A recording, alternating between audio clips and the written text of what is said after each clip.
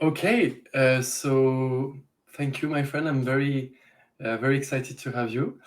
Um, so maybe we can start with just a few presentation. If you maybe you can present yourself and what you do and why you do it, and then we can move forward. Is it okay for you?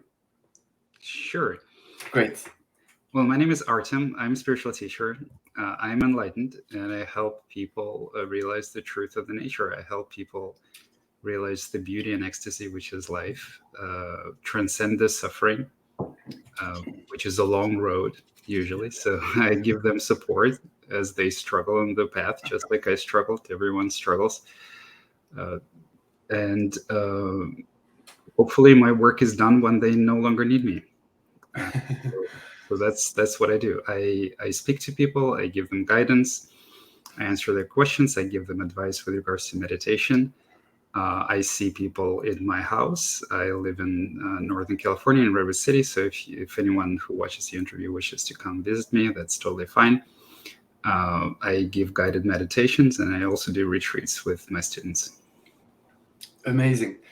So Oh, and by the way, why I do it? Yeah, I forgot to answer that question. Why do I do it?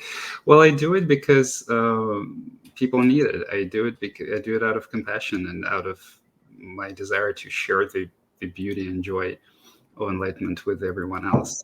So I do it to help. It gives me tremendous joy to see someone realizing deeper truths and the shift in their consciousness, the shift in their the transformation that happens, the psychological transformation that happens after enlightenment. It's a tremendous joy to watch the people becoming happy. okay, so for you, it's really seeing people transformed and getting pleasure out of that, we could say. Something like that. Right? Correct? Yes. Okay. What I Well, really... it also has Yes. a side effect of reducing the amount of violence, cruelty, and callousness in the world. So there is a bigger picture, but situationally, yeah, it's tremendous joy to see people open up and thriving. Mm. Okay. So what I really loved... okay, so that's your presentation. Let's keep just on this. If you can elaborate a little bit more, because that's it's very rare. So people need to know that you have really completed the spiritual path, because it's not so common. So if you could share, how did you find uh, how how did you find this by yourself, without a mentor, without any person to help you? And how did you come to this conclusion that we're just like hairless monkey or something? um, because, because no, people need to know that it's a rare thing to finish the path, because Monk isn't such a rare thing. well, no, yeah, yes, it is. It is. So it is. So if you could explain, Well, how did you find this on your own? It's incredible. okay.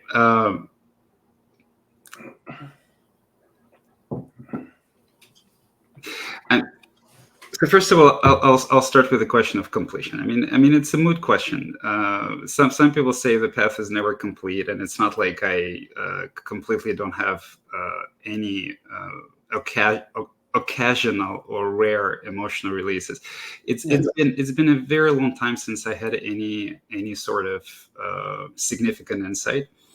But still, I mean, I still, from time to time, I still have uh, night dreams or thought activities during the dreams, and I think that even though my dreaming is conscious, and I don't lose awareness when I dream most Mm. of the time, uh, and even though psychedelics don't affect my state of consciousness much, uh, Mm. there is still some very slight effect. So uh, I think the question of completion is a moot one. Mm. Uh, uh, it's I don't quite agree with people that says it's an infinite path. It's never complete. I don't think that's true at all. Yes. So when I say, when I speak about the completion of the path, I speak about the level of embodiment, which is deeper than the infinite love of being, which is deeper than the emptiness of non-being, the disembodied emptiness, as Adyashanti called it, which is very, very raw and physical, and it can happen only at the very end of the path when you come back to the body. So just like Osho, who taught for many, many years, and only much later during his life, he went into silence for another 2 or 3 years or something like this. And when he emerged from that, he started saying that my spirit and my body are finally one. I'm absolutely ordinary, just like all of you. And I became even closer to you than I ever was before. So that was my experience. So my experience is that the completion of the path, so to say, includes transcendence of all ethereal, non-physical realms. Yes. So the abodes, so like they talk about them differently in different traditions, like including, you know, transcendence of infinity, of the infinite space, of the infinite consciousness. Yes. Collective unconscious is a big part of it, and it what stands between being and non-being in my experience. The transcendence of the sort of the disembodied, meaningless emptiness, which is a very sublimely peaceful state, but it's still not full enlightenment in my view. And coming back very squarely into the body, when everything is here and nothing is there. Basically, there is no spiritual life; everything is here. Yes. So this is indeed quite rare. Yes. And the reason it's rare is because even the previous stages of the path, they are sublimely blissful and very peaceful and very enjoyable. And also every stage of the path appears to be the final one. So the only reason that I even say that I am completely enlightened is like bearing in mind that every stage of the path appears to be the final one, and this was my experience too, is that there haven't been any shifts for quite a significant amount of time, even though I have experimented with tremendously large doses of psychedelics, and they don't change my perception much. So basically, even though I cannot make technically any statements about the future, yes, I can make statements about my past and about my state of consciousness as it has been over the course of the previous few years. So that's why I make this statement. yes. Now, with regards to my path, you answered like, I didn't have any teachers. That's right, and I even wasn't interested in spirituality much for most of my adult life, which I consider to be actually a lucky situation, because what gets interested in spirituality most of all is the ego, and of course, when the ego gets interested in spirituality to escape all its suffering, or to make itself better, or to seek benevolence, and other things, it invariably misinterprets a lot of things, and which then quite painfully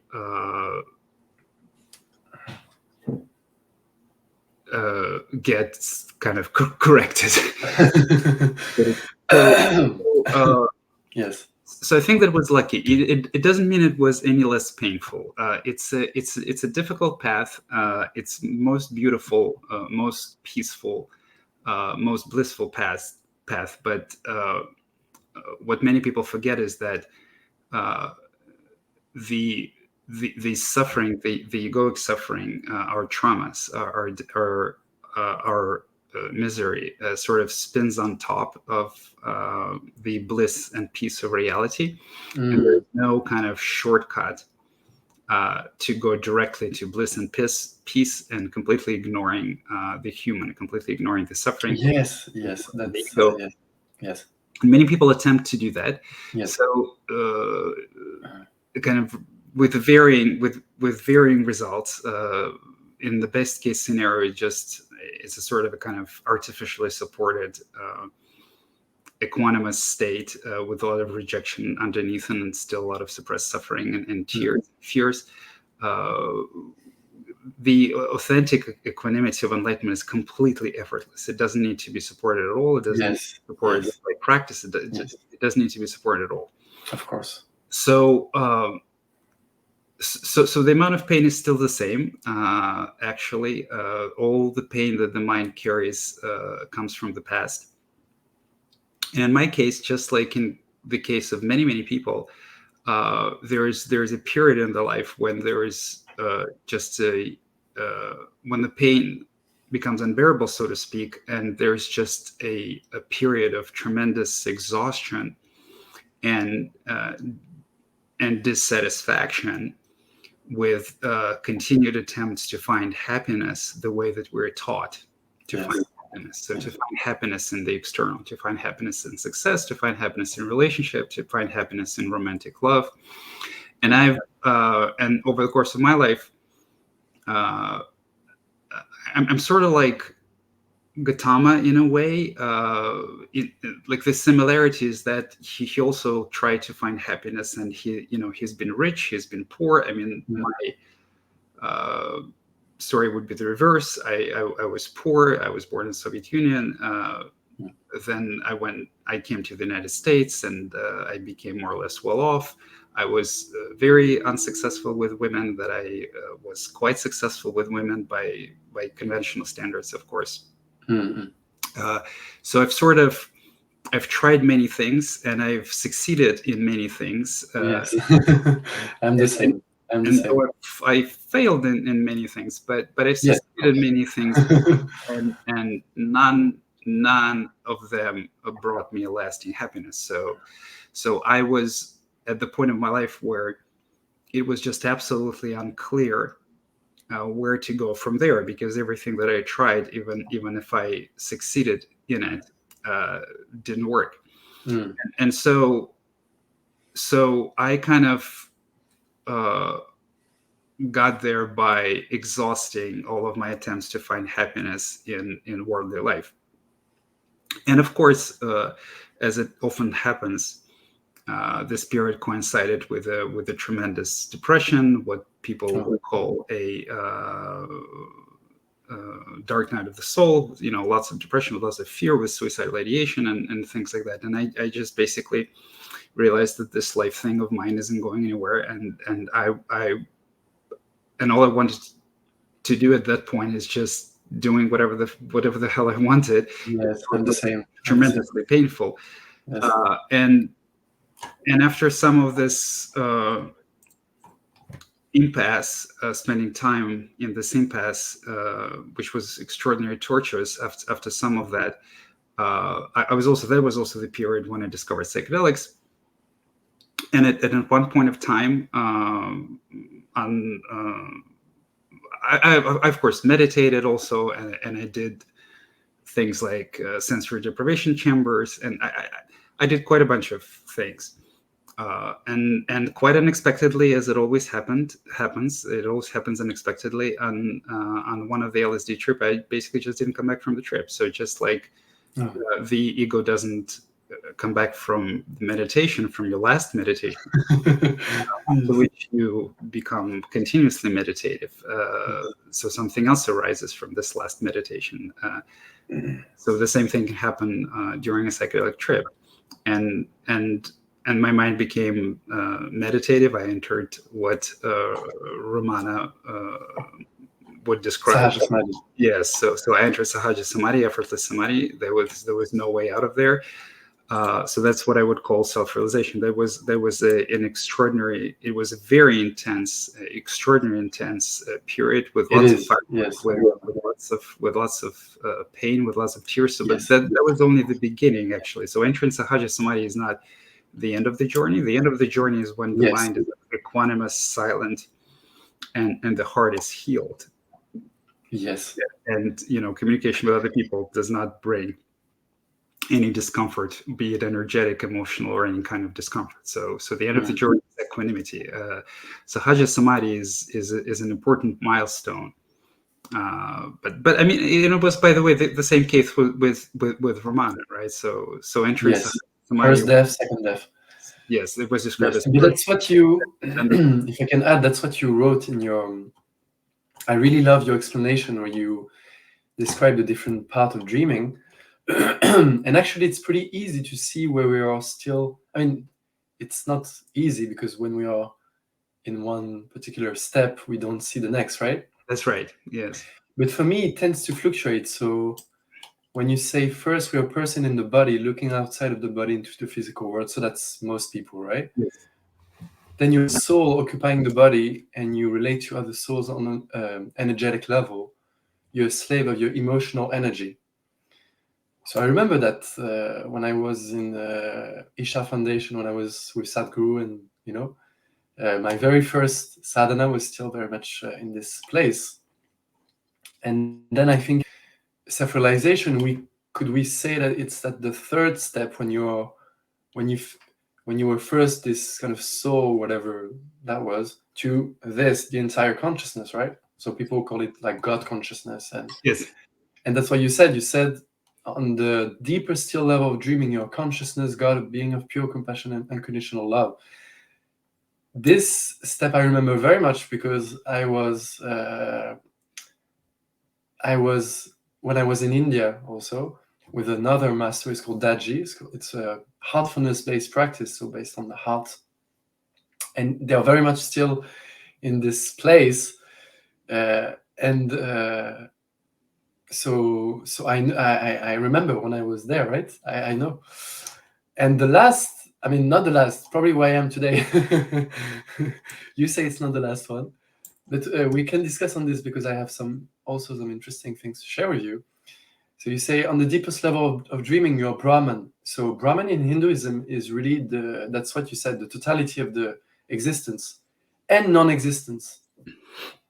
So that's what we call as we would call it as like isness. So it's not even being, and because you describe it as no being, but for example in Hinduism, what they like Brahman for them is really isness, and isness is just what is. So this way I prefer to describe God this way. Otherwise we see God as some kind of like paternal figure or whatever, which is nonsense, of course. But the way they describe it in Hinduism is very different than in Buddhism.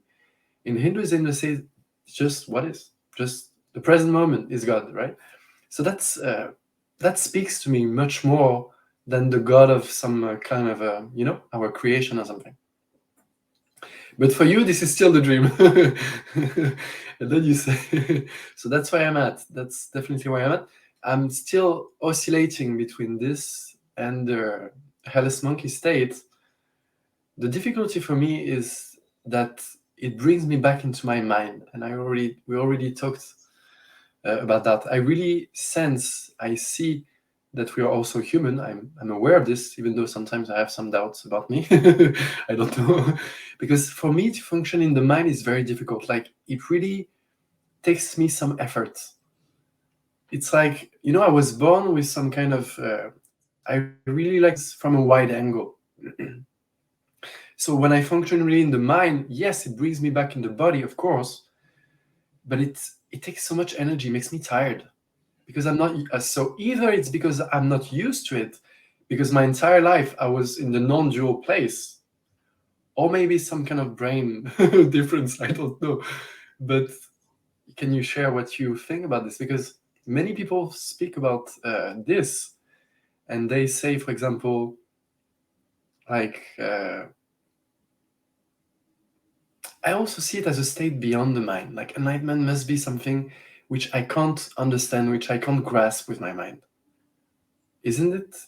Would you agree with that, or is it? Yes. So let me make a comment about. Yes, I spoke a lot. That's good. I remember everything that you said. So Okay.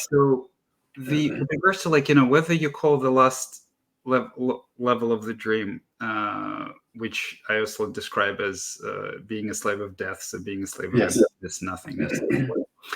Whether you call it Brahmanic or not is really of no consequence. I'm not an expert in kind of these terms, so I think that those terms aren't very important to be taken literally and technically, because we can look at it from many different perspectives. We can say that Atman is the soul, and then there would be this first layer when you said, you're a soul in the body, occupying the body. You're the soul in the body and the slave of emotional energy. So this witness of individual existence, right, could be called Atman.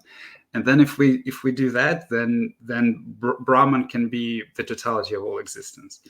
But and maybe this is more technically correct, and then it's not correct to call this last layer of the dream Brahmanic, because Brahmanic would be then the previous one, which is love, God, existence, everything. But there's another interpretation which is probably what I had in mind when I was writing this answer, is that Atman is manifest and Brahman is unmanifest. So you cannot actually see or experience Brahman at all. Yes. Right. You can only kind of sort of apprehend it. Right. And then from that perspective, Brahman becomes death. So the totality of everything which cannot be experienced while you're in it. It makes sense. Yes. And then we can say, like, if this is your identity, the transcendental identity, which isn't aware of itself at all, right? So which is the source of peace. Yes. So the identity that is aware of itself, the consciousness which is aware of itself, is the source of love, right? So both are true, and both are two sides of the same coin. Just like the famous saying, "Wisdom tells me I'm nothing." Yes. So it's the same. So they both facets of the whole, love and emptiness. Yes. But they experience somewhat differently. So the kind of this transcendental cold awareness, which is the source of peace, comes from the unmanifest. It comes from the appreciation of the making peace with death, basically making peace with all gonna end. Yes, so the ultimate futility of existence, right? So that's the source of peace. Yes. So that's why I kind of called it Brahmanic. I'm well aware that this is not how a lot of people would. It doesn't matter. Who cares? Would use the term Brahman. It doesn't matter. Yeah. So now, with regards to your question, the natural state cannot be tiring. What is tiring is the continued efforts of the ego to resist it. Right. So basically, I think that what is happening, and by the way, like being tired all the time, being meditative, being sleepy, having difficulty sort of energetically taking it all, is absolutely natural. So I was very sleepy for a long time. I still sleep more than most people. I was very tired for a long time. Osho, I believe, was also very sleepy in the first few years. So that's kind of the call to meditate, the call to see deeper the continuous efforts, the absurd efforts of the ego, is a very natural thing in this place. So I think that what is happening is that kind of as you naturally find yourself abiding effortlessly at the place beyond the mind has inertia. The mind gets freaked out. The mind wants to pull you back. Yes. Right. So it's sort of, it kind of just being away from the mind in a way, like not giving mind attention in a way makes the mind rebel and make you give the attention to it, because there is continued suffering in the mind. Yes. You see, and so that's, I think, the source of tiredness. And I would be very surprised if you told me that you don't have a consistent pull to meditate. I do. A consistent approach. I do, but much less than before. Now Yes, it's of almost, course. Yes, because you yeah. work through You know what? Like the main less difference than with before, but before. it's still what? Yeah, of course. The main difference with before is before it was very energetic, some kind of Mhm. kundalini, some kind of. Yeah. Now there's just nothing. No kundalini, nothing. And it's I don't feel sleepy. I always feel like, whether it's at night or during the day, I don't feel like I'm ever sleeping. Does it Well, make yes. I sense? was referring to you saying that you feel tired, right?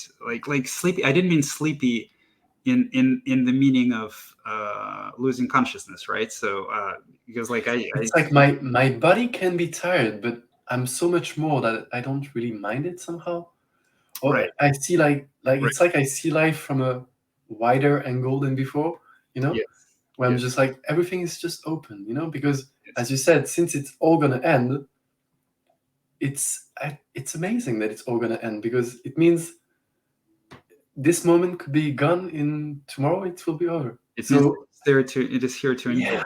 Yes, So actually, it was, as you said brilliantly in one of your texts, like it was a scam, but it turned into the greatest thing that is, because it's not like, oh, nothing matters, who cares? It's not like that. It's just, no, it's not. then you can create the life for you, not for Yes, someone else, yes, and you do what you want for you. yes, That's amazing, because when your whole life you were doing something else, yes, and you're not scared of what people think, and because who cares? In 100 years we won't be there. So why should I care? So it's not like in some negative way. I really see it because we're all very scared of death, all human beings. But as you said, it's a gift to accept it now, even at such a young age, because it really allows you to do what you want and create the life you want for you. And yes. and and my love is much more pure than before. I don't enslave people anymore. I don't, like my past relationship with my ex was a bit complicated, but I now realize that she was more mature on certain things. Maybe not emotionally, but on the relationship aspect, she was more mature. And now I would never approach a relationship the same way. Like, you're gonna give me some happiness. It's all just, Transactional, right? yeah. It's It's not and transactional, and right? and now I've discovered my freedom. I would never want to do this to someone. That's right. It's really That's the inhuman. beauty of it. That's how it spreads. Yes. Yes. Yes. So coming back to what you said, now that I'm in this place, coming back to the body feels like an effort, because I feel like I need to think again, be in the mind space again. But wait. So why is coming back to the body about thinking? Because if I'm not thinking, I'm just naturally like, I can't locate myself anywhere. But that's fine. But why is coming back to the body is about thinking? What do you mean? This is great, by the way. So if you Yes, like effortlessly abide in this infinite space outside of the body, that's wonderful. That's very important. I spend a lot of time there. The the, yes. the question is, what do you mean when you say coming back to the body? Exactly. What do you mean? And why does it involve thought? Because I have a suspicion that we're talking about different things. Okay. Because when I hear you speak, it seems like you're more functioning also in the mind than me. And I'm wondering, is it because this space, this, right, which is beyond the mind, does it take me out of my mental space completely? And that's why I'm not able to be more in the human. You understand what I say? Not quite. So, like, for me, at this point, I don't feel like I'm human at all. Yes. Like, whatever this is, it could be awareness, God, whatever, you name it. I'm just not this guy, right? I'm also this guy, but much less than before. So now I'm like, what could bring me back, as you say, because we are supposed to get back, if that's what you said is true, and I believe it is. How do you get back? Because Not back to the ego, you see. So the yes. thing is that uh, there is a very big confusion between ego and human. Yes. So because the ego is master of deceit. So the ego wants you to think that that first of all, the ego is the body. So it's like that's why people commit suicide. Oh. Right, because it's a confusion, right? So the ego wants to die when people are suicidal, and I'm not talking about very rare cases when there is an extraordinary amount of physical pain and Yes, it's sort of just rational. Like, I'm not talking about euthanasia. I'm talking about suicide. I'm talking about suicidal ideation that comes from psychological suffering, not physical pain. Okay. So when people are suicidal, that's what's going on, right? So the ego wants to die. The ego wants to go away. This is the deliverance, the ego death they're yearning for. But the ego will tell you that the only way for it to happen is to kill the body. This is utter bullshit, right? Yeah, So of course, they will never do the that. ego death happens in meditation. It happens in the mind. Yes. Let's say if you leave the body out of it, the body is going to live through this process just fine, and it's going to flower and Yes. in the end. So the ego loves to confuse you with regards to that, and also it loves to say that to be human is to have an ego, right? So the ego loves to confuse humanity with egoity. The truth is, you are human. You're always human. I have always been human throughout all of this process, and it's not actually possible to transcend humanity. You can only transcend the ego. You can transcend suffering. You can transcend the ubiquitous human suffering, which stems from how we mistreat each other and how we organize our society, and how cruel and callous our society is, and how we treat each other. But if this has nothing to do with humanity, right? If it was possible to transcend humanity, yes, then you would actually see a recording of human doing animal things, like climbing trees or flying or no, you always going to remain human. So I think the confusion here is like, if you think that you need to come back to what you thought the human was, which is the personality that spins in the mind, that is sort of the human culture, the human world, that has nothing to do with being human. This is human, this no, not the personality, but the thing. Not the personality, but the thinking. Let me finish the yes. thought, and then we'll see if it applies to your specific case or not. So coming back to the body is not coming back to like our ideas about what it's like to be human, or what it means to be human, right? Or thinking about or identifying with our personality again. But coming back to the body means that like directly and actually quite literally. So coming back to the actual bodily experience of being human. It's not related to thought at all. Oh, I see. So but I also feel that I'm here, right? Right, but so basically embodying the realization to a greater degree, means becoming closer to all of the bodily sensations. Right? So because when you're sort of a disembodied consciousness, there's a level of witnessing that also doesn't want to get closer. I mean, on one hand, it's a very important level of witness because this witnessing that is outside of all the mind suffering gives you the vantage point and the safety to actually witness the mind and explore its suffering. But on the level of acceptance of raw sensate experience, of the level of acceptance of the bodily experience, it is still somewhat removed, right? So the next thing that has to happen is that you use your consciousness, you use awareness, you use this witnessing to get closer to everything that you feel as a human. Right. So, like, for example, you begin crying. Like, how does it feel? You get angry. How does anger feel in the body? Yeah, like, anger is more closer common to it. Anger is more common than crying for me.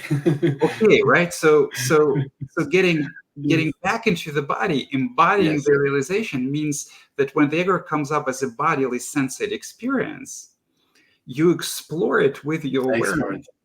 and you become closer to it, you see. And with that, you sort of coming back to the body. The reality is that the ego is a rejection of the body. The ego is a departure from the body, because if you spend 90% of time thinking, right, then you have departed from the body to a very large extent. So enlightenment is a journey back from the mind through the heart, so through all the emotional sensations, all the emotional responses like anger and tears and all of that. It's from thinking to feeling into the raw bodily sensations. You see? And emotions is part of it, right? Yes. So it's actually precisely like the reason that we're not always in contact with the pleasure of raw senses, like the vision, hearing, how my body feels when I sit on the chair. The reason that we're not always in contact with it and not always enjoying it, because in the absence of pain, hunger, cold, they are extraordinarily enjoyable, is precisely because on top of that, there spins a lot of rejected emotions, which are difficult for us to feel. So we kind of occupy ourselves with trying not to feel them, or to create some emotion which would be pleasant and temporarily relieve our suffering, and a lot of stories in the mind on top of it, right? So of course, when you're preoccupied with that, you kind of tend to ignore the actual raw physical body, right? And the spiritual journey is a journey through all of this. It makes sense. Yes, and that's when you become an animal, you see. Yes. It's not like you're not a human anymore. Human is an animal too. Yes. Right? But it's coming back to natural. It's a natural state. You become what the nature intended you to be, right? Rather than what humans intended you to be. Yeah, I've always done that. Don't worry. I've never listened to it. Yes, but that really speaks to me. Also, something else, what you said about the heart, mind, and thing. What I'm feeling is really that for me, it's so easy to be in a state beyond thinking. And I've always had this since I was a child, right? That's a natural state. So for me, it's not that I don't feel human. I know I'm human, but like I see most people, they really function in the duality, and they really function from here, right? Yes. And I don't. I've never. I've always functioned from the being place, and always, like I was born this way, right? I was not. So I've always felt different, not in the sense of being better or something, just some kind of alienated sometimes. So it's very natural for me to be in this place beyond thinking and just in this being, right? And I think maybe yes, there is still some emotional stuff, but it seems so small from this place. I don't really, or I can't relate. Like people who are suffering, I can relate because of course I've suffered, but not in the same way. Like I understand human suffering, but not in the same way. It's like for me, it was since I was a child, right? I've always been in this.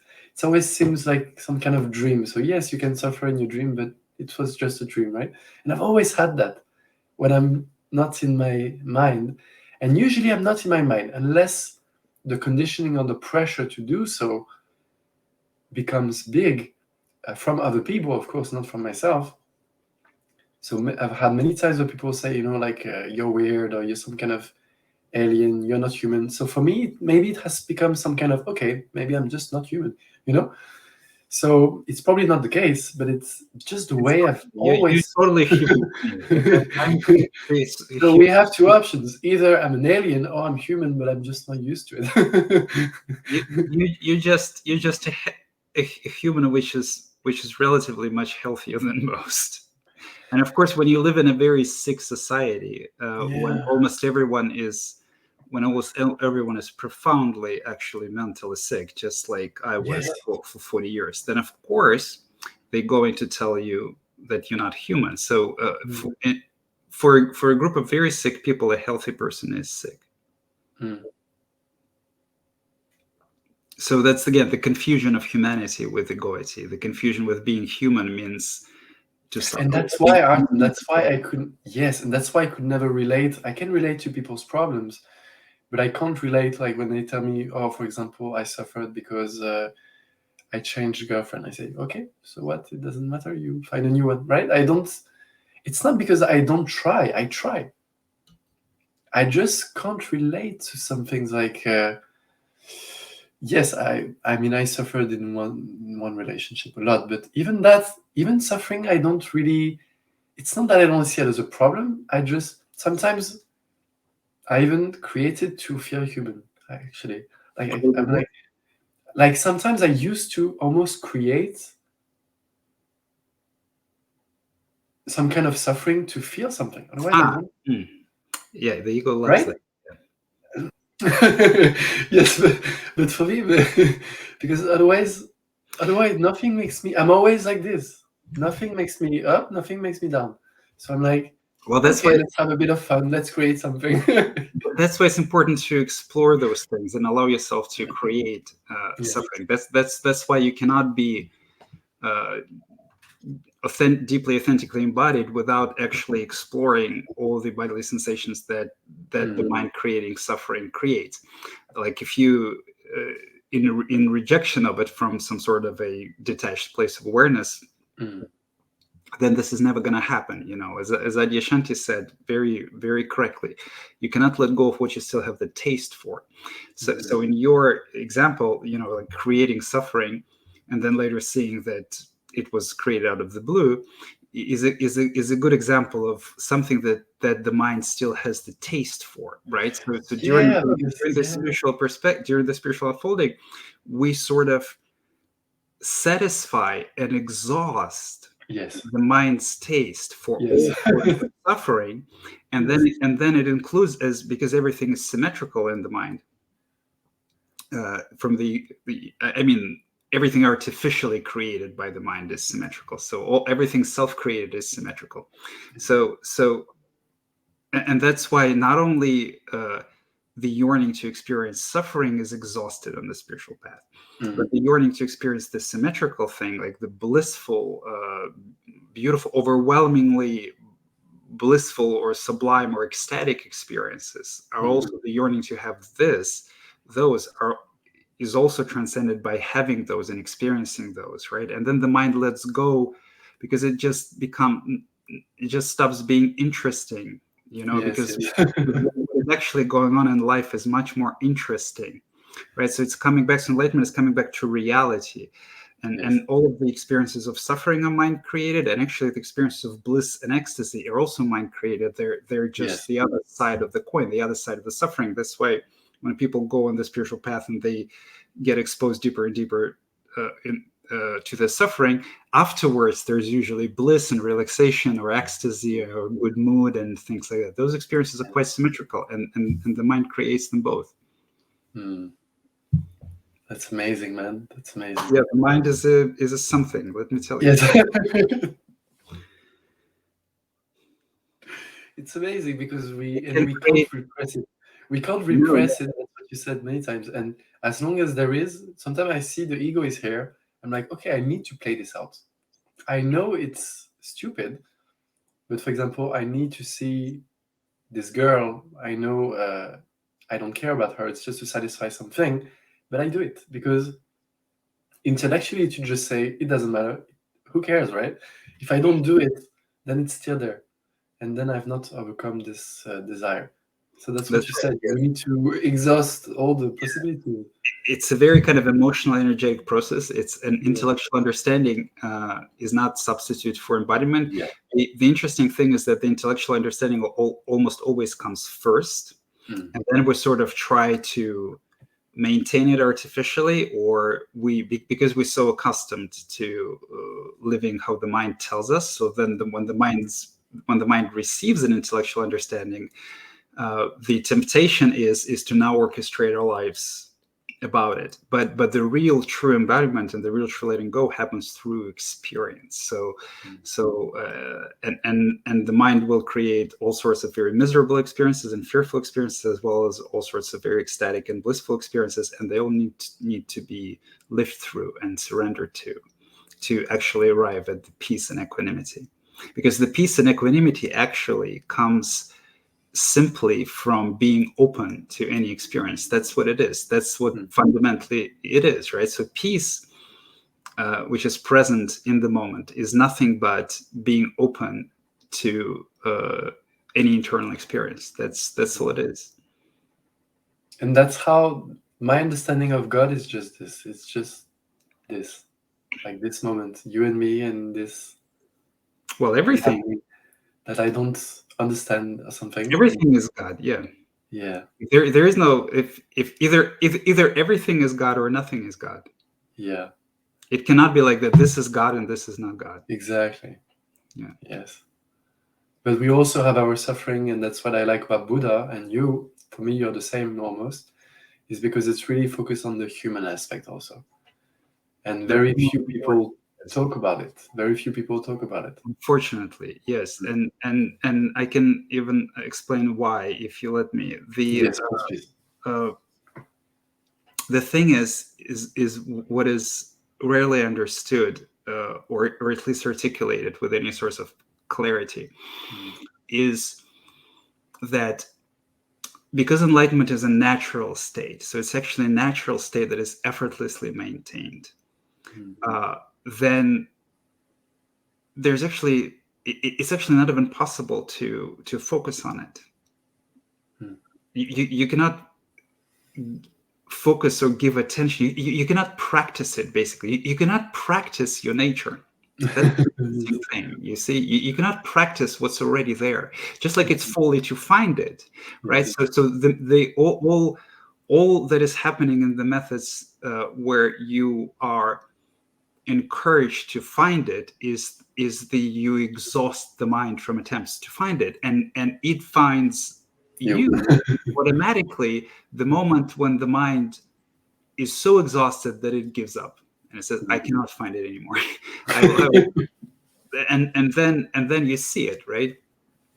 So something quite similar happens with regards to human suffering, right? You cannot transcend it. There's no way around it. You cannot focus on, give attention to, or practice your natural state because it's always there. It doesn't need your attention, actually. When you give attention to the natural state, you also at the same time trying to remove your attention from the human. So the only thing that you can actually give attention to is the human, and whatever the human is experiencing right now, and whatever suffering, whatever, and then you start seeing the rejection, then you start seeing the resistance, then you start seeing the tensions, then you start seeing everything that is happening in the human, and so the techniques and teachings which attempt to kind of show you the divine first. Yeah, it's they like, for example, concentration meditation or something like that. They can work for some people, but the thing is that if the human is suffering too much, if there's too much going on in the mind, if there's too much going on in the body emotionally, if there's too much rejection, then they're just not gonna work. That's why they aren't working for most people, right? Because the only thing that sort of prevents you from seeing the divine all the time and effortlessly abiding in the divine is the suffering of the human. So if the human is ready, so to speak, if the suffering reached, if the resistance to suffering, let's say, have been loosened to a certain point, that the divine became a little bit closer, so to speak, then techniques that kind of try to give you a glimpse of the divine may work. But if it's not the case yet, then they would not work. It's too far away. You see, so the natural state is covered by the conditioned mind and all its suffering, Mm-hmm. and there's no way to jump over it. You see, so the focus actually must be on the human, on everything the human feels, and being ready to witness everything that the mind says, and to feel everything that the human feels. And that's the most important practice. Once it becomes small enough, so to speak, once it becomes acceptable enough, so to speak, then you start seeing what's beyond it. And beyond it, there's always love, infinity, Yes. divine, bliss, all of it. Yes. Mm. But you see, when when it just happens, just like it happened to me after the self-realization, the self-realization, even though it can be a sublimely blissful state and proper samadhi, the ego can still exist there, and not all suffering is exhausted there. So there's much more suffering ahead of you most of the time. When people enter Sahaja Samadhi, that's not the end of suffering. Mm. And so the simplicity of this is not seen.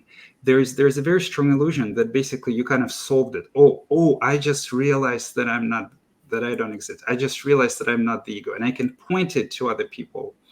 They just need to realize it. That's all that needs to happen, is just you need to realize it, that you're not the voice in your head, that everything happens in consciousness, and everything happens right now. And so there's an emphasis of this. And it was the same for me. So I really emphasized this moment. I really emphasized this moment of self-realization, as in, like, you just need to get it.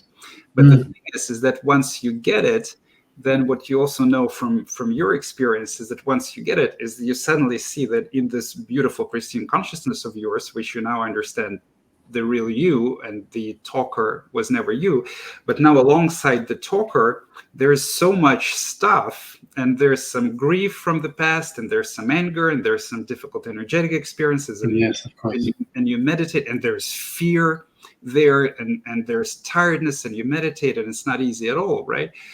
That this realization is just not going to happen if the person is not ready to experience all of it. Or if it does happen, then the result is some sort of a maybe temporary, but something that an outside observer may describe as a psychotic episode or something like that, when the pain is so much that the person behaves very erratically. The pain, Yeah. or the fear, or the anger, the rage, or something like that. So this focus on just kind of just getting it. So It's very, this focus it's is very, misplaced. yes, it's very silly, because since it's always here, Yeah. and we just, if we're silent, then it's always here. There's always peace. And even if it's even if there are some waves, it's really small. Like, it's really not seen as a problem or something. Well, for you, because you've worked through a lot of waves, and you have experienced them. Yes. Right? But for someone else, it may be completely overwhelming, and they will not see this peace. Right. So we need to in spirituality, we need to focus on the human, actually, much more than we need to focus on consciousness. I mean, actually, the desire to focus on consciousness is actually the illusionary, egoic justification, because the ego thinks that it just needs to find something to avoid all its suffering, right? So, like, if only, like, I realized that I'm conscious, if only I understood that I'm conscious, all my suffering is going to go away. But that's not what it works. Actually, what this consciousness will even bring up more of the suffering, just from a position where you are much more able to look at it and see it. And so the development of openness to experience, the development of loosening resistance to feel, is the most important development. And actually, you can see it very clearly throughout all the modes of therapy. Right. So grief counseling, all sorts of therapies. So it's not only in the spiritual context, where giving more attention to raw sensation, giving more attention to feeling, leads you all the way to all the stages of realization and all the shifts in identities. It's not only the spiritual context, even in the dream world, this tends to increase your well-being.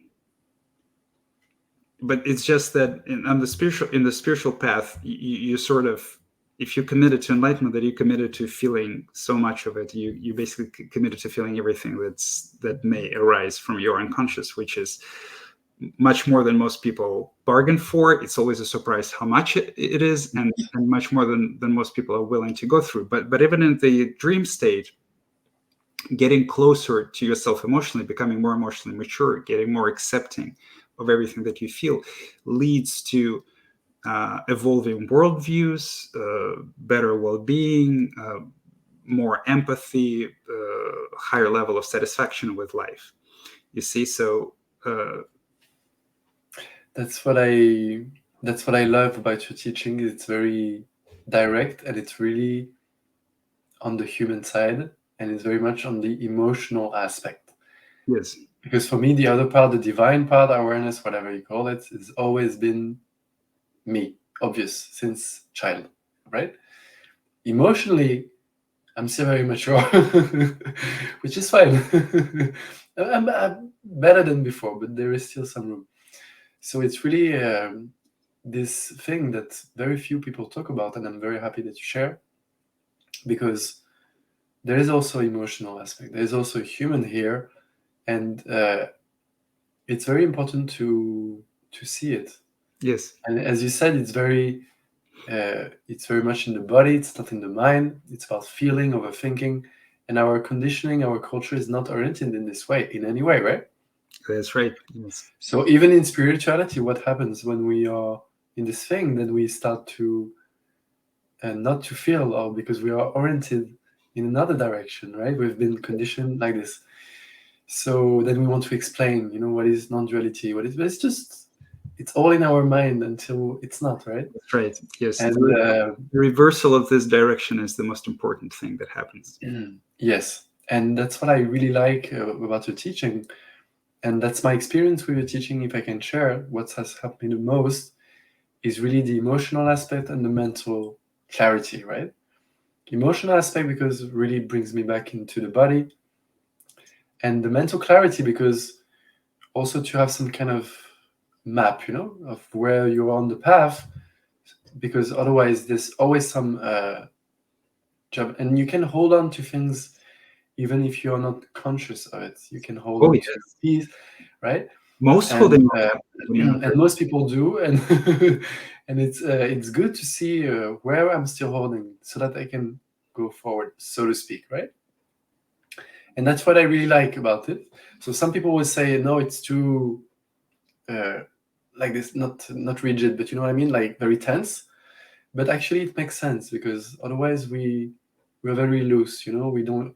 So at least you say that's how it is, right? For example, Teja would say something completely different, but you have very different types of personalities, whatever that means. You know what I mean? So it's good. What I like is to see different, not perspective, because as I see it, you really completed the path, but different way the individual is experiencing this, right? Whatever we call it, God, consciousness, who cares, right? Who bloody cares? But just to have this, for me, your teaching was really the missing link for my humanity. And I really thank you for this, because pleasure. it's harder for me than for most people, maybe. It's just like that. I was born like that, right? So I can go on ecstatic states and spiritual states, like for hours, and meditate for 6 hours a day. People knock me on the head, I'm still there. Most people would find it difficult. Yes. Since I was a child, I spoke to God, I saw some angels, I saw dead people, and people thought I was crazy, but that's really my experience since I was a child. So when I met, for example, Sadhguru or some other masters who could relate to these things, or you're on the rational side, like Buddha. But even then, I can relate more like this, right? So what I meant to say is, really, your teaching is really helped me to understand my humanity, and to be, before it was like 90%, I'm some kind of alien, not from this world.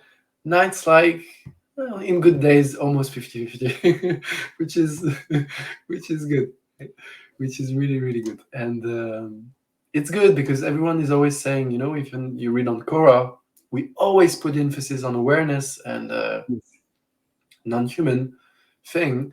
And sure, we are. It's. I mean, if we read this, we sense that we are the self, right? We are the one self, whatever consciousness, God, whatever. But we're also here, right? And I love this that you talk about. It's very rare, and actually, it's very much what the Buddha said. Buddha taught the same thing because I read all the books, most books, and he says that the two last illusions are attachment to form and attachment to formlessness. And he's probably the only master who spoke of this because, for example, Ramana would say that the final state is just the self. And the self is basically in Hindu, like, who cares about Hinduism, right? But it's just an analogy. Like, I'm here, right? But so whatever I perceive is not what I am. Whatever I perceive is just some kind of picture on the screen. So this person is also on the screen, right? So then, by that definition, the self would be formless, and this would go into Yes. Buddha's attachment to formless. Yes. Yes, but a slight difference would be that. So that's what Ramana said. Like, what comes and goes is a dream, right? It's not real. So I'm only the screen. So yes, formlessness, yes, but then this nothingness is also perceived by this place. It's perceived, yes, So absolutely. that's Ramana said, like, and that's amazing because you tell me what you think, because maybe it's still some holding on, but that whatever I perceive is not me, including this body. But since when I close my eyes, there is nothing, right? There's nothing there. But I'm still aware that there's nothing. I know that nothing is there, so I must be before nothing also. That's basically that's even true. If you close your eyes, there is nothing there. Well, if you close your eyes and I hit you with a stick on your forehead, what if like every time you closed your eyes, I would hit you with a stick on your forehead? How long would it be before you would stop saying, when I close my eyes, the world disappears? No, but then you would hurt my body, yes. but obviously the world doesn't disappear when you close your eyes. Well, believe it or not, that's the Hindu theory that basically the world only exists in your imagination. That because when you're sleeping, there's no world, there's no people, there's no time. So then if I do this to you, then my question would you be then, why would you imagine someone who yanks you back into your imagination every time you drop it? Because, like, you know, from that perspective, so everything you see is imagination, and then when you close your eyes, you let go of your imagination to end up in nothingness. So if I hit you with a stick on your forehead every time you close your eyes, so the question arises: why would you imagine someone who is doing this to you? You sick bastard. Okay. It's one question. And another question is, how is it even theoretically possible for your imagination to yank you out of reality? Yes. You say that, you know, when you with your eyes closed, that's reality, and then everything you see is imagination. That sort of becomes absurd pretty quickly. Okay, the slight difference I would make is that, yes, it would hurt my body, but I'm still aware of that. So the point of Ramana is like, so since whatever I perceive is not me, I must exist prior to nothing and to everything, because that's also coming and going. This is a valid point. I agree with that. I've had very similar realizations, and I've been in very similar states of consciousness. Yes, I mean, from that perspective, yes. Just like the eye cannot see itself. Everything that you see, experience is not you. Yes, but from a different perspective, everything that you see and experience is you, because it is Yes. it is so, Of course. so enlightenment is the emergence of these two perspectives. This is actually, that's why I call one perspective life and another perspective death. So the perspective of everything I see is not you, is a perspective of death, right? Yes. Like for example, for as long as there is experience, there is a witness of experience. You can say that yes, ultimately the witness of experience and the experience merge together. Yes, there are more steps to wholeness, but basically, for as long as there is experience, there's a witness of experience, and the witness of experience, like for as long as you're alive, there's a witness, right? So if you don't experience anything, then that's not life, and you cannot actually even say anything about And but that's not even death either, because this place we're speaking, I'm still aware of the nothing. Like, for example, well, then you're still alive, you see.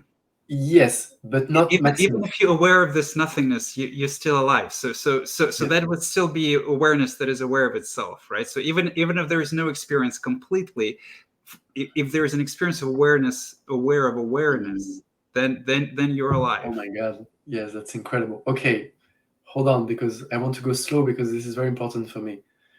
So when I'm sleeping, Artem, when I'm sleeping, I'm eyes closed, deep sleep, okay?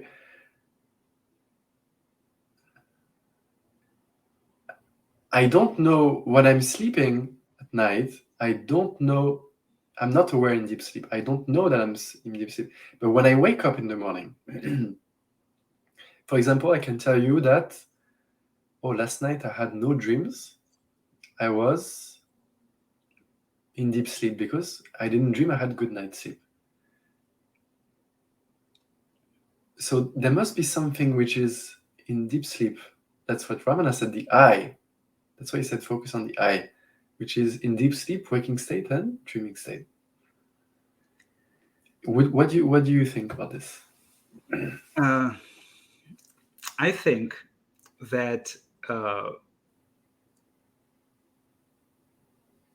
what is aware of the sleep state Yes.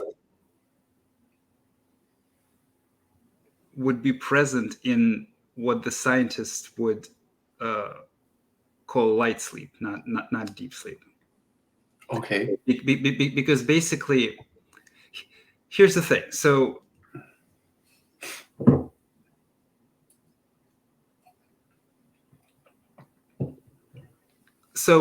imagine you're falling asleep, right? So you're lying down, you're falling asleep. You lose awareness of your body. Yes, for sure. You lose awareness of your surroundings, right? Yes. At a certain point of time, you may end up in a place where the only thing that you're aware of is awareness itself. So consciousness. Let's call it by proper name. So basically, consciousness that is conscious of consciousness, but there is no contents in it. Yes. There are no thoughts, no dreams and stuff like that. If there's a thought in it, then you can see the thought. If there could be a dream that could start in it, and you could be witnessing the dream, being conscious of the fact that you're dreaming. But for now, let's look at the situation where there is absolutely no experience in it, but there is an appreciation of self-existence, basically. So you are aware of nothing except the fact that you're aware, right? Yes. So now imagine at this point of time, if this awareness disappears completely and then it reappears again, you wouldn't have noticed. But it can't disappear, because if it disappears, Well, I will disappear. I said if. Okay. You wouldn't have noticed. Yeah, of course, because I will not be there. Right. But Yes, also because correct. nothing would change. You see, it's basically the same argument as like imagine death, right? So some people would say, and I mean real death, like the bodily death, everything. Yes. So some people would say, okay, so there is consciousness that persists after death, right? But there is absolutely no contents in it, right? Because for as long as there are any changing contents in it, then you're still alive, right? If Yes. there's bliss there, if it fluctuates in any way, right, then there's obviously still experience, right? So let's say consciousness that doesn't have any contents in it at all is not an experience. You see, It's an experience of nothing is it's happening. not an experience at all. It's an experience of there's nothing happening. No, because the thought nothing is happiness would have to arise and then would have to After. fall. It doesn't matter. You mean it arises after? Experiences change. Hmm. Any experiences change. But if I perceive that nothing is happening, that's like when? Always? Now, a bit. If I stop, it's still a thought. It's still a perception that appears and disappears. Yeah. If you have a perception, if you have a thought, nothing is happening. It means that by the very definition, something is happening. Mm. Right? This thought, this perception, is not nothing. Yeah. Right? It's amazing. Oh my god. So it's like the experience, the like if there's absolutely no change in the experience. Absolutely. Yeah, I wouldn't know. Yeah, I wouldn't know. Or if there's no experience at all, right? So to say that like there's only experience of consciousness without any contents, and to say that there's no experience at all is the same thing. Okay, I think I follow you. I think. So it's like from some perspective, it absolutely doesn't matter if there is the appreciation of consciousness or not in death. Like, and I'm speaking to those people who say, well, okay, consciousness survives death, but it wouldn't matter at all because even if it does survive death, then I won't be there to know it. As long as you can still appreciate it or be aware of it, then it's not death. Like, but then that's the point, that we, in this way, we don't die. We are eternal. From this perspective of awareness. Like Maxime will die, but that is zero consolation to Maxime. Zero. Because from the Maxime's perspective, yes, of course, not for me. Yes, of course. But for who? Conscience cannot speak, it cannot talk, it cannot experience anything at all.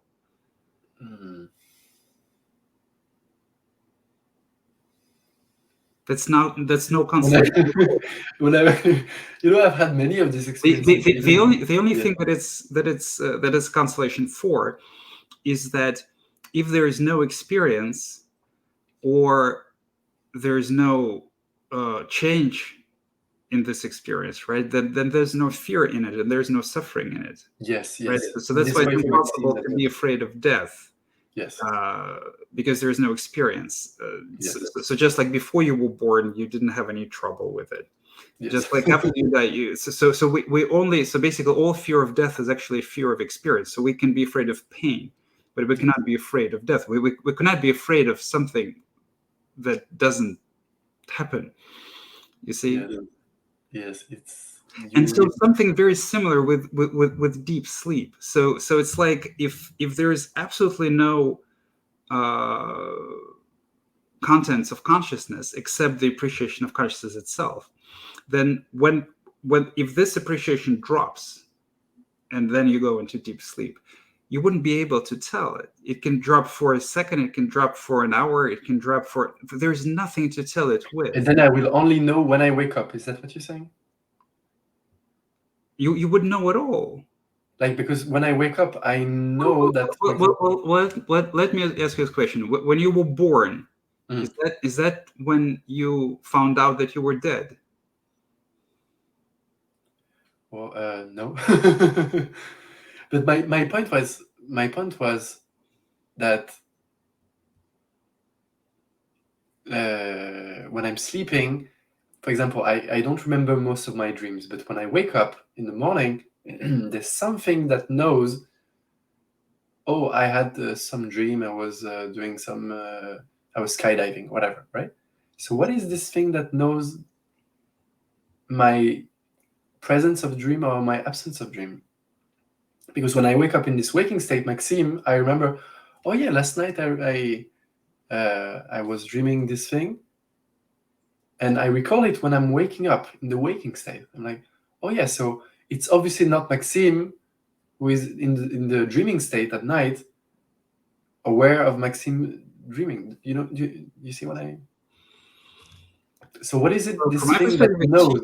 so dreaming is basically in night. So if you get lost in a dream, just like in meditation, it's imagining and believing. So basically, if you dream, and if you don't dream consciously, but if you sort of during the dream, if you don't know that you dream, if you don't know that you're sleeping, then basically the mind created a an environment and a dream character. Yes. And for the time being, you believe that this dream character is you. It's actually very similar to what happens even in the waking state, in the separated state. Yes, So it's quite the same phenomena. The difference is that in the separated state, you are actually also perceiving reality through the senses. And so in this way, the mind is somewhat limited. You actually, so the mind dreams in forms of thoughts and mental images on top of reality. But nevertheless, the perception of the reality can get skewed or distorted in quite significant way by this dream that exists on top of the reality which you perceive through the senses. Like, for example, you could be looking at an objectively beautiful person and perceiving him or her as extraordinarily ugly because there's a lot of judgment, or there's some emotional attachment, some emotional reaction. So the way that you can perceive yourself as ugly or beautiful depending on your mood, right? So it's but still, the degree to which it can actually distort reality is quite limited. If you take a lot of psychedelic, then you can actually start seeing hallucinations distorting the actual sense reality. So it's the same phenomena, but during the night there is no senses. So the mind can sort of create any sort of imaginary reality with thought. So what you see, like the visual dreams or the visual hallucinations in meditation or psychedelic trips are just pictorial thought, basically, right? It's the thought that take forms of images. It's the product of the mind. It's the product of the brain. What is interesting about it is then it is believed, right? So from some perspective, the character in the night dream isn't real at all. Like and this one. such, just like the ego, and as such we cannot even say whether it remembers something or not remember something. So the only thing that can remember something is you. So it's a question of to what extent you remember the adventures of its self-created character when you believed it was you during the night, right? And then the answer to this question is it's the same as to what extent you are conscious, right? So if there's still a lot of unconsciousness and you get lost in this dream and kind of there is very little continuity between the dream world and the actual world. So the dream can be extremely bizarre, like very, very different. Then you might not remember the dream. But the more conscious you are, the more continuity between the dream world and the actual world. Like, for example, I have noticed in my own experience that the deeper I went on the spiritual path, the more sort of dreams tend to revolve around recent events. The more kind of events and the current things that I work with, or some dialogues that I had with some people, or something that I exert efforts towards in real life, the more I tend to remember all of that in the dream, and the more they kind of they're present in the dream, the more I can just stop and think in the dream, instead of going around like running around like we usually do in the dream. So the more conscious you are, the more there will be continuity and similarity, and sort of the real reality will start to kind of penetrate the dream reality, and then the more continuity, the easier it is to remember. So in my view, and I haven't experienced it yet, but in my view, if we're speaking about the complete enlightenment, like really complete, the complete enlightenment is when you stop dreaming at all. I dream only very, very little, but yes. And I remember some quote from... I think you don't remember a lot of your dreams. Huh? I think you probably don't remember a lot of your dreams. Yeah, I don't remember a lot, but I dream very, very little. Well, but how do you know if you don't remember a lot of them? Yes, I will.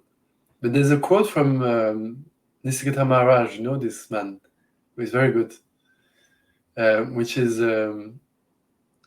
because we're so certain that this is also real, right? Like this waking state.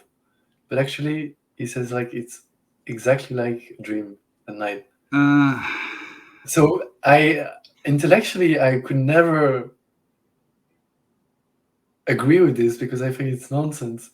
But a few times in my life when I really woke up, not like, because I did some meditation or something, just like when you wake up from a dream at night and you're really in the dream, you really believe it's true because it's happening, right? And you feel things and like this. But in the morning, you're like, oh yeah, of course. It was just a dream, right? And I had many instances like that where I really saw that this is also just like a dream at night, like exactly the same. There's no difference at all, except because we really, because there's some kind of continuity, so we think it's more real. This has not happened to me in the mental phase, more like literally, like, oh yeah, of course. It's almost like I had forgotten that all of this was just a dream, like, oh yes, of course. And even the enlightenment was in it, like the striving and trying to get free and becoming more free. And this was still in my dream. Like, for example, I could play some other role. I could be a baker, or I could be some be on my motorcycle, play different roles. And I was practicing in my dream. I was meditating in my dream. I was doing all this yoga to wake up in my dream until I woke up and I was like, oh yeah, of course. It was just a dream. And this is really crazy because we really think that what we do in the dream will wake me up. But this is still from a sleeping perspective, right?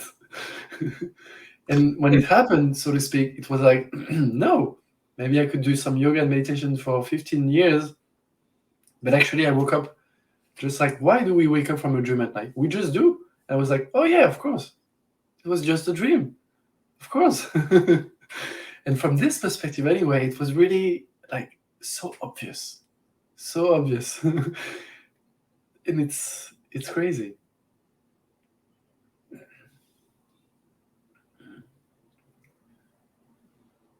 Yeah.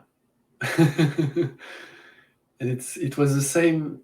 I can also share this when I was dreaming a particular dream at night. I was doing some yoga in my dream in the night, some breathing exercise.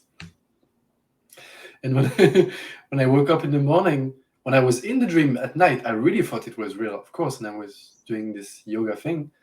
And I woke up in the morning. I said to my students, maybe I shouldn't say this, but I say, okay, we'll do the same exercise that I did in my dream, but in real life.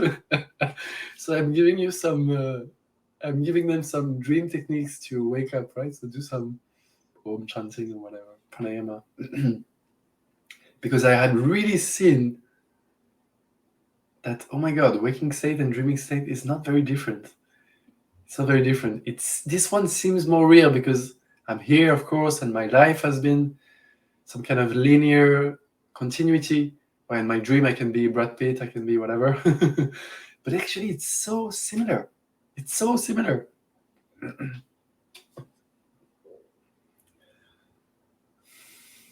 Yeah. Okay, coming to the maybe last thing, I just wanted to share with you my spiritual practice that I do. So I think we've already talked about this, yes. So the spiritual practice that I do is so as we said, whatever I perceive is not me. And so I'm really aware now. I really can see that. I can see that my body is here. I can see my body, like from head to the feet. I can see it.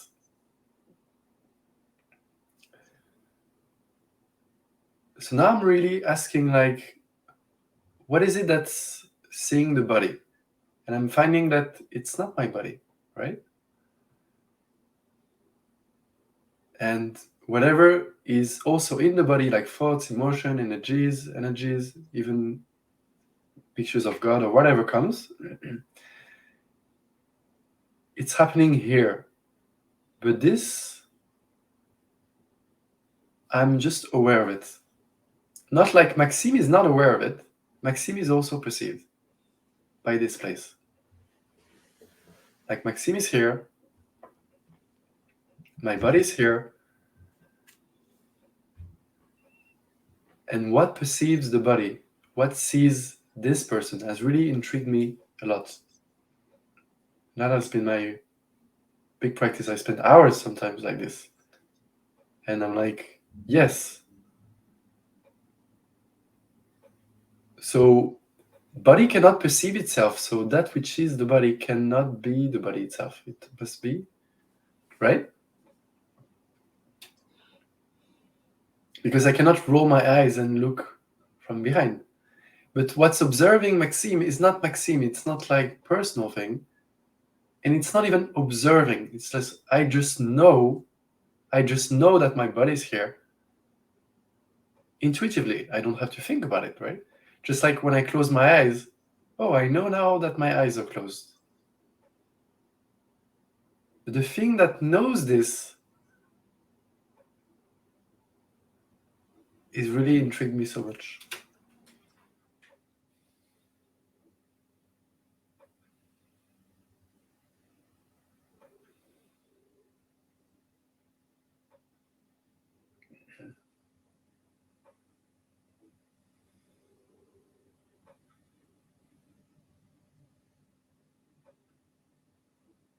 Yeah. That's my main practice. Okay. Sounds good? To me, it sounds kind of useless. Really? Yes. Because for me, it has really changed my entire perspective. So when you say it intrigues you so much, what is it that you feel? Or what is it that you think? I don't think, but I feel like that I'm not here. I am the observed. I'm not the observer. It means Maxime is the observed by this place, which I can't, right? And this place is not grasping, it's not seeking, it's not wanting, it's Does not trying to Maxime? change. Sorry? Does Maxime? Not when I'm there. No. Not when I'm there. Maybe when I'm more back in my role, but when I'm there, no. It's all gone. Okay, so what does Maxime do then?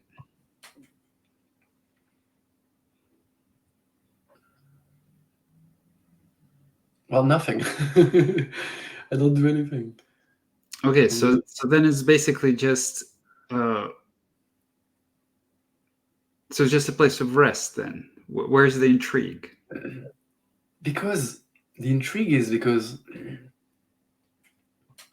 how can I explain in words? Is it just rest or is it intriguing? It's rest, but I'm aware of Maxime is resting. Okay. So it's like for this entire life, I thought I was this guy. Sure, I'm also this guy. But the thing that's aware of it is just completely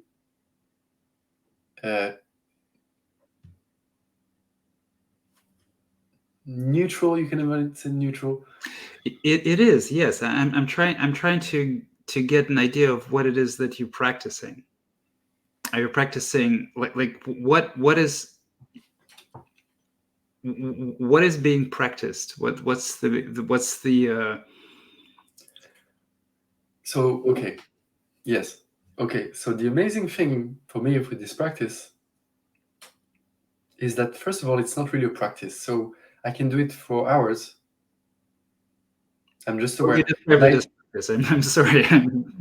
no, because no, it's amazing. Let me tell you why. Because I let these things come and go. Emotions come. Mhm.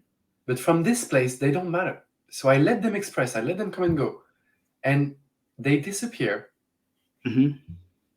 And somehow something else takes place, something purer, lighter. And So maybe that's the practice. So an emotion but comes. that's the consequence of me being really interested in something bigger than myself. We could say something like that. Really, it's not like when I'm practicing, I'm not even trying to, for example, get rid of my emotions, or I'm not trying to heal. I'm trying to understand what is the higher perspective, so to speak. How is it perceiving this guy? And from this perspective, everything is fine. So everything is healed. Like I feel good. I don't feel striving. I don't feel, I struggle to function a little bit, but at least I don't So feel. you see, you first initially you described it as becoming intrigued by this place itself, but now it seems like you're saying that you're using this place to actually explore.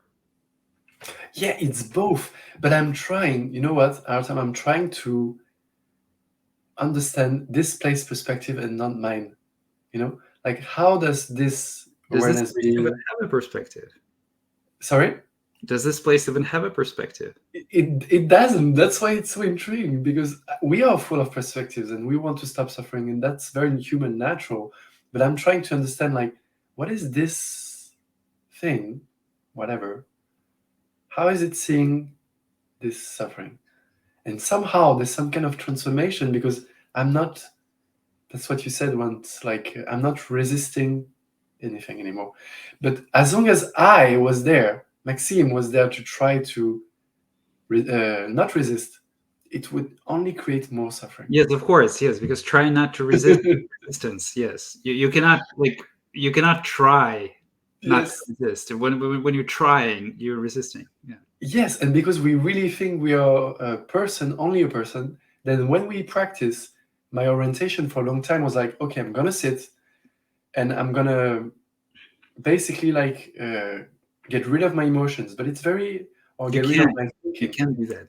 And I couldn't. And when I found this Yeah, place, which is like, I never wanted to get rid of anything. I that's never right. wanted. Yes, I was yes, like, oh my God, oh my God. Thank you, yes. Lord. That's what I was expecting. That's what I wanted. That's good practice then. Yes. So because this place, like from the perspective of this place, it accepts everything. So Everything. this place can fearlessly allow anything that Maxime is feeling, anything that is Yes. thinking, and it can explore it, right? And actually, the more it happens, the more profoundly present this place will be. So yeah, then that's good practice then. Yes. But you see how I try to take this perspective from also this point of reference? Like, how is this seeing this guy? Because I also try very much, like I want to be free from me, from Maxime, right? But I was like, yeah, but what if there was something also bigger than us, so to speak? How is it seeing my life? And I was like, oh my God, such relief. Because even my problems and my was not really real from That's this place, right? yeah. And somehow my human was more fluid, much more fluid than when I was trying to control and understand everything. It Yes. was really okay. So I'm happy. Thank you. I'm happy that I shared this. Maybe last question.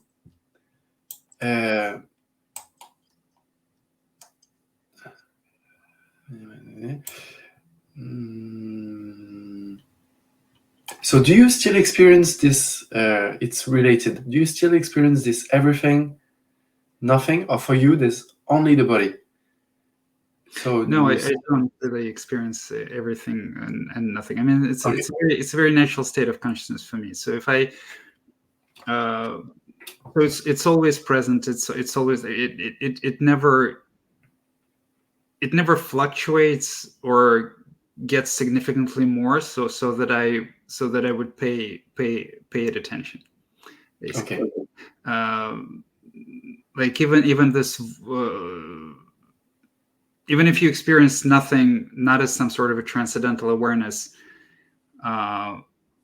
which is present in the waking state, but as like literally nothing, as like nothing in meditation, as you lose awareness of your body and you lose awareness of your senses and stuff like that. I experience it every time that I go to sleep. So it's a kind of just a normal. It's just sleep for me.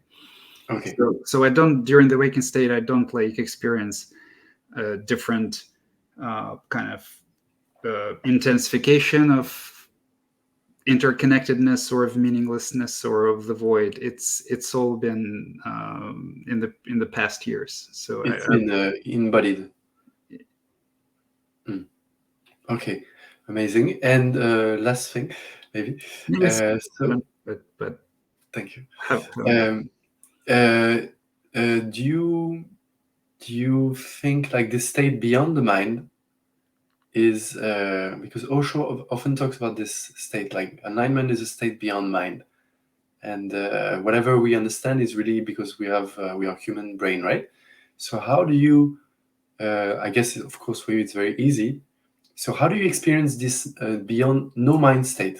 Do you think during the day, or do you have no thoughts, or you choose to think when you want to and you don't when you don't want to? I do think, of course, but I don't think about philosophical matters, or I don't think about myself. I don't think about other people. I have kind of mundane, ordinary thought.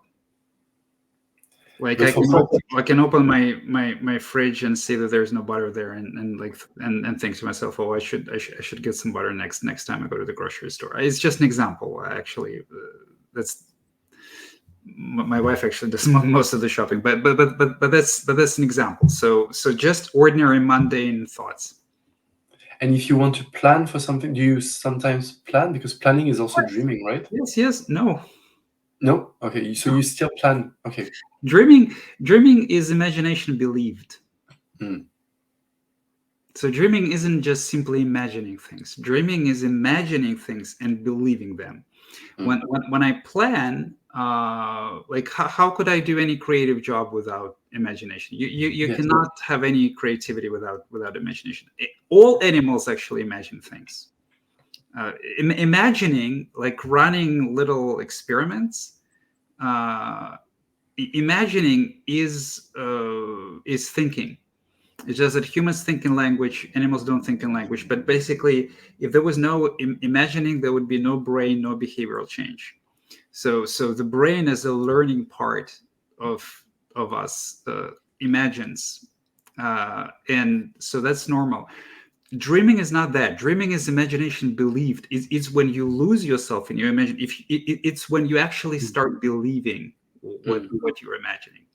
So when I plan and I think like, oh, maybe I should do this, maybe I should do this. Well, will that work? Will that not work? If I know what I want to achieve, like let's say if I'm designing something, I don't know, building a table, whatever. Of course, I'm imagining how it's going to look like. But I know that it's just imagination, right? When you dream, you don't know, you forget. You actually think that whatever you have imagined is real. Okay. Just like we think the ego is real, just like we think that the contents of the night dreams are real, or like something might happen and you don't even have the full information, but like let's say you get angry or sad, and that's because at this moment of time you think that whatever you think is real. Yes, I've noticed that. Yes.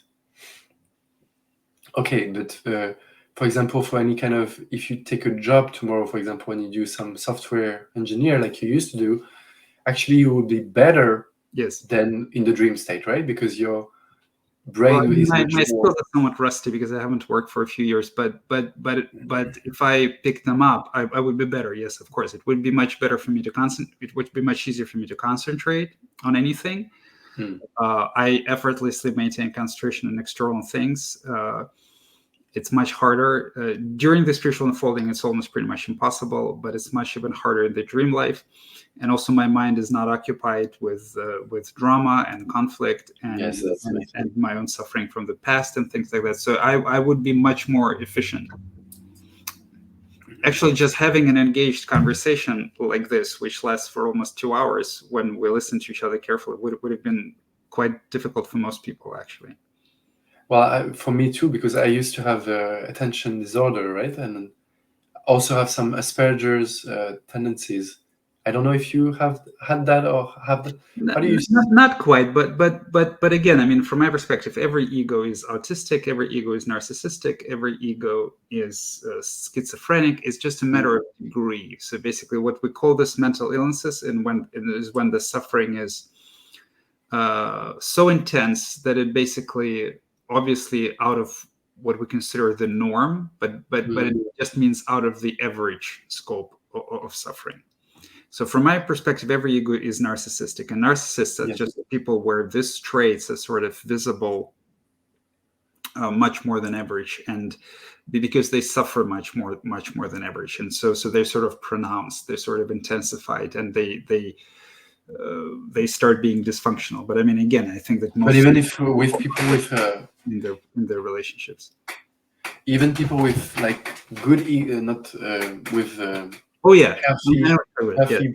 Absolutely. Yes. So even people with good egos that are kind of good, and people who are conventionally happy, like people who are successful, for example, who are popular, who have absolutely. The amount of conditioning, the amount of unprocessed suffering from the past, the amount of resistance to experience is the only measure of authentic happiness. So you can be kind of very popular and very successful on the surface, much loved, and it could still be fake. Absolutely.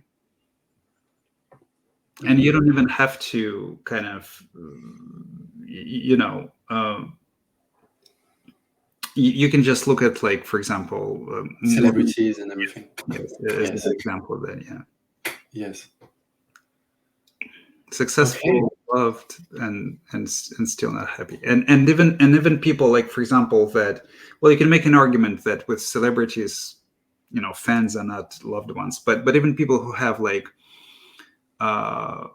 happy families, happy loving families, they tend to be well only for as long as everything is like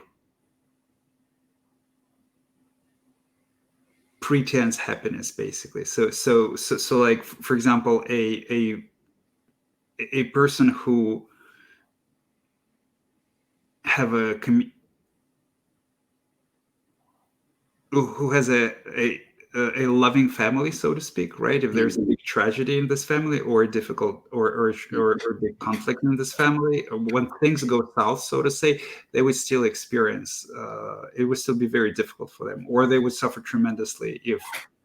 I mean, yes, there is always some, even if you're almost free from suffering, like 90%, like I found almost 90%. These people is almost free from suffering at all.